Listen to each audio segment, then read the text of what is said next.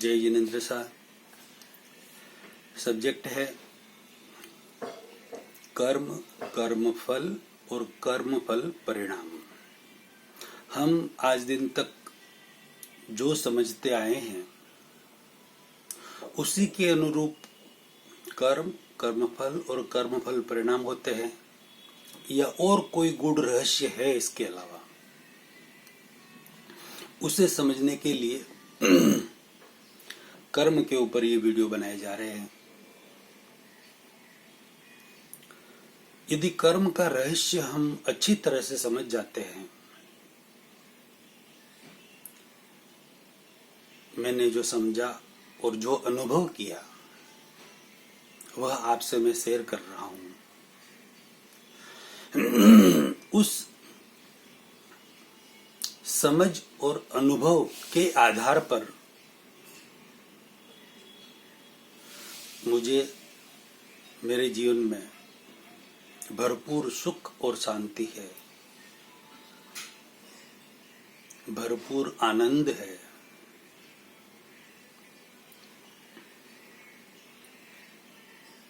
किसी भी तरह की कोई चिंता फिकर बिल्कुल नहीं है।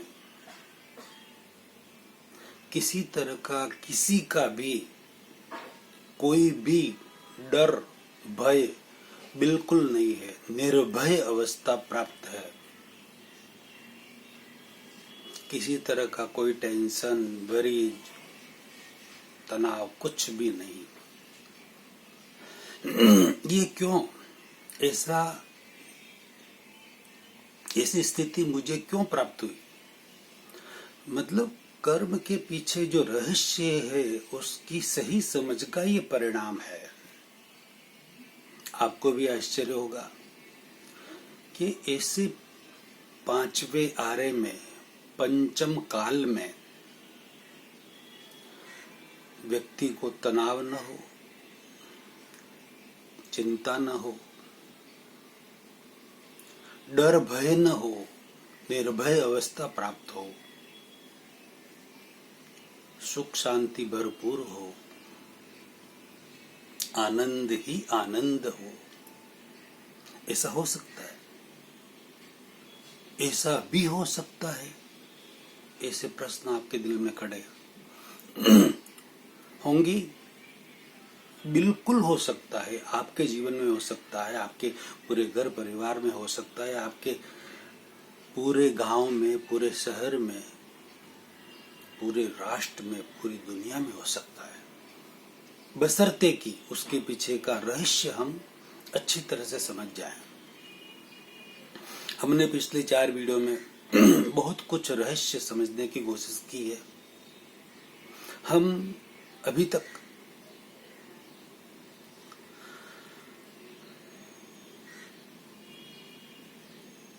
भगवान महावीर स्वामी, हमारे तीर्थंकर सारे, वो तो कह कर ही गए हैं कि हर क्रिया की प्रतिक्रिया होती है। हर क्रिया की प्रतिक्रिया होती है। जैसे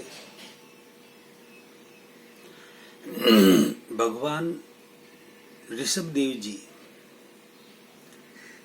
ने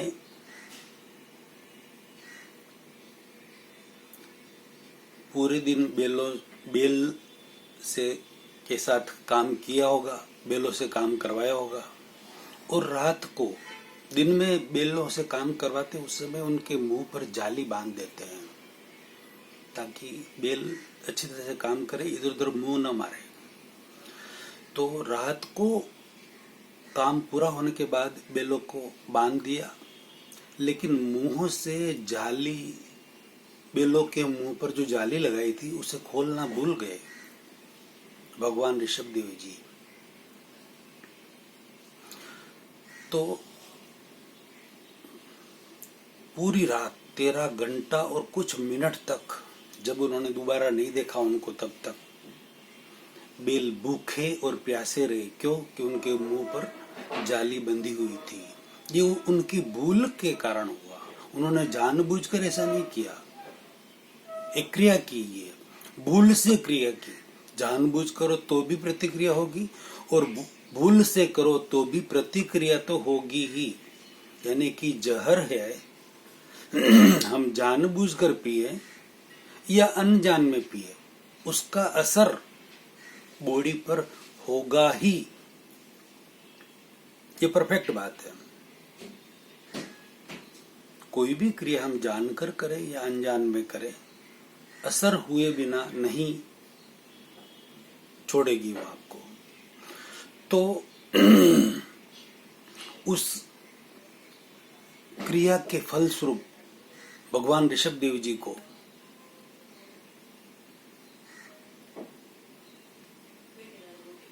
तेरह महीना और कुछ दिन तक भोजन गोचरी नहीं मिली। ये सारे धर्म संप्रदायों के लिए एक सबक है, समझ है। भगवान ऋषभ देव जी का तो हिंदू ग्रंथों में भी, वेद में भी, उपनिषद में भी अच्छी तरह से नाम आता है आदिनाथ का, ऋषभ, भगवान ऋषभ का। वो भी मानते हैं। अरिष्ट नेमि का भी अच्छी तरह से नाम आता है, वो भी मानते हैं। कृष्ण भगवान के चचेरे भाई थे अरिष्ट नेमि।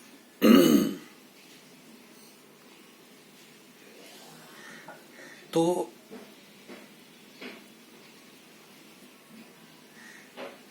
जो क्रिया उन्होंने भूल से की उन बेलों के साथ, उसकी प्रतिक्रिया रूप उन्हें 13 महीना और कुछ दिन तक भोजन नहीं मिला, गोचरी नहीं मिली। वो डेली, उनको रोज भोजन करना था, रोज गोचरी के लिए निकलते थे, भोजन लेने के लिए निकलते थे, लेकिन उन्हें भोजन नहीं मिलता था। क्यों नहीं मिला? जो क्रिया की उसकी प्रतिक्रिया हुई, यानी कि जो कर्म किया वह उदय में आया, और उस उदय में आए हुए कर्म के अनुसार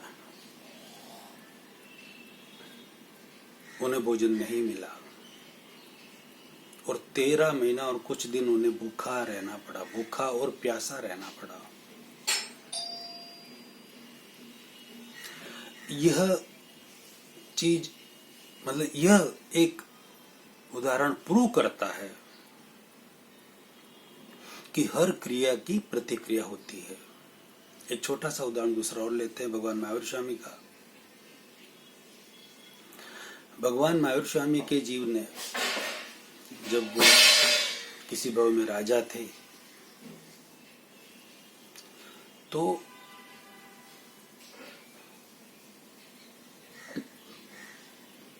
उस गौशालक, ग्वाले के जीव को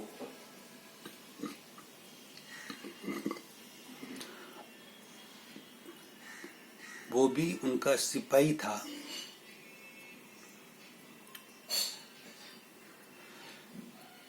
तो किसी दंड के रूप उस सिपाही के कानों में भगवान महावीर स्वामी के जीव ने गरम गरम दोनों कानों में शीशा डलवा दिया, दंड स्वरूप। गरम गरम शीशा डलवा देना। राजा है, राजा थे, भगवान महावीर स्वामी का जीव राजा था, क्या करेगा वो सिपाही बेचारा? तड़प तड़प कर मर गया। मरते हुए उसने भगवान महावीर स्वामी के जीव से वेर बांधा, जबरदस्त वेर बांधा कि मैं इसका बदला लूंगा। भगवान महावीर स्वामी ने ये क्रिया की। तो भगवान महावीर स्वामी के अंतिम भव में चरम शरीरी जब उनको मिला, तीर्थंकर गोत्र का बंधन हुआ, तीर्थंकर जब बनने वाले थे, अंतिम भव में चरम शरीरी जब मिला, चरम शरीर उनको मिला, उस समय सबको पता है, अच्छी तरह से पता है, जैनियों को तो सबको अच्छी तरह से पता है, और संप्रदाय वालों को भी ये पता है कि भगवान महावीर स्वामी जब तपस्या कर रहे थे तो उनके कानों में कीले कूटे गए। पता है ना अच्छी तरह से। उसी सिपाही के जीवन ने ग्वाला बनकर उनके कानों में बरू, किले जैसे नुकीले बरू कूट दिए। वो साधना में खड़े थे, भगवान महावीर स्वामी का जीव, भगवान महावीर स्वामी खुद साधना में खड़े थे और दोनों कानों में उन्होंने, ग्वाले ने बरू कूट दिए। इसका मतलब यानी कि जो क्रिया की भगवान महावीर स्वामी के जीव ने उनके पूर्व भवों में, उसकी प्रतिक्रिया हुई और उनके कानों में कीले कूटे गए। शीशा डाला उस जीव को गरम गरम, कितना दर्द हुआ होगा।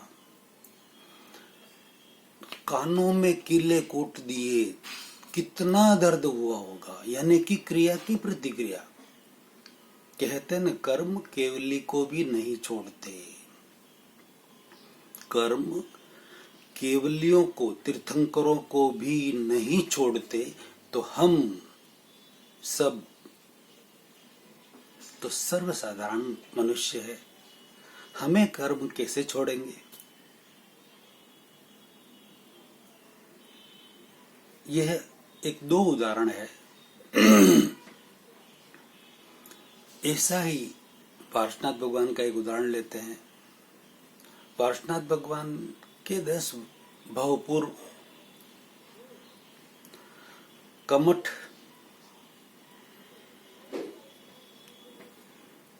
नाम के जीव ने के साथ उनका कोई वेर, लंबी कहानी में मैं नहीं जाता हूं, वेर बंधन हो गया, इतना ही समझते हैं।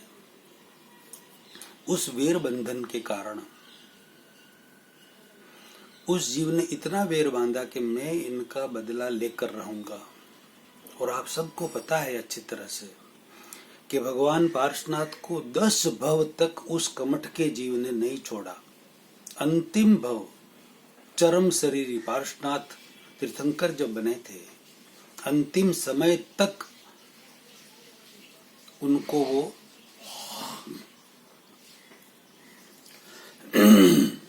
परेशान, हैरान परेशान करता ही रहा। यानी कि उसका बदला पूरा हुआ, उसका मन भरा, तब जाके वो रुका। मेरे कहने का तात्पर्य, हर क्रिया की प्रतिक्रिया होती है।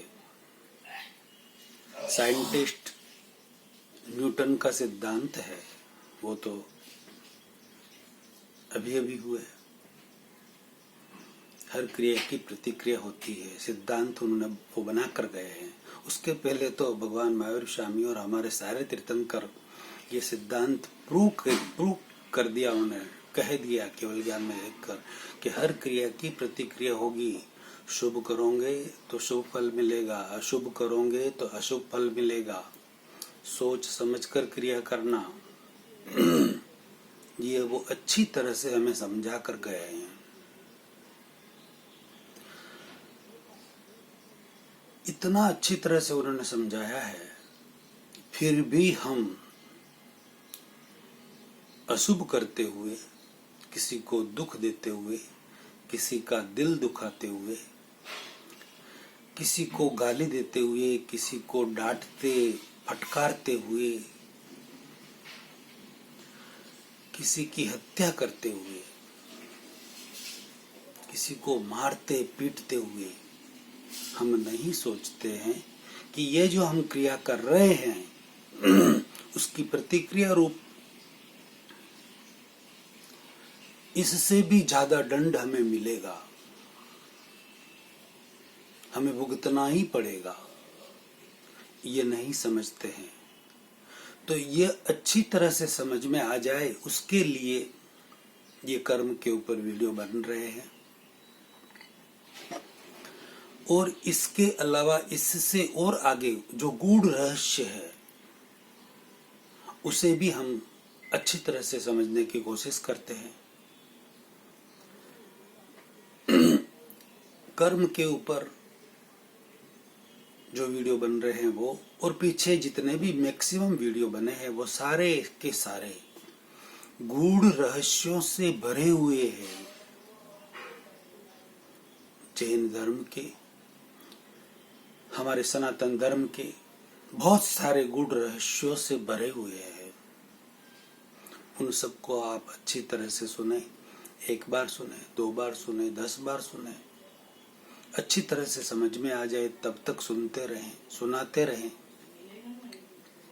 और जो सुना समझा, जो सुना और समझ लिया, फिर उसको आपको आचरण में लाने की जरूरत नहीं। वो जो समझ गए अच्छी तरह से, सिद्धांत फिट हो गया, वो अपने आप आपके आचरण में आ जाएगा। ये मेरा अनुभव है, मैं समझ गया हूं, मेरे जीवन के आचरण में वह चीजें आ चुकी है। समझ का ही परिणाम आचरण है, सही समझ का ही परिणाम सही आचरण है, सम्यक समझ का ही परिणाम सम्यक आचरण है।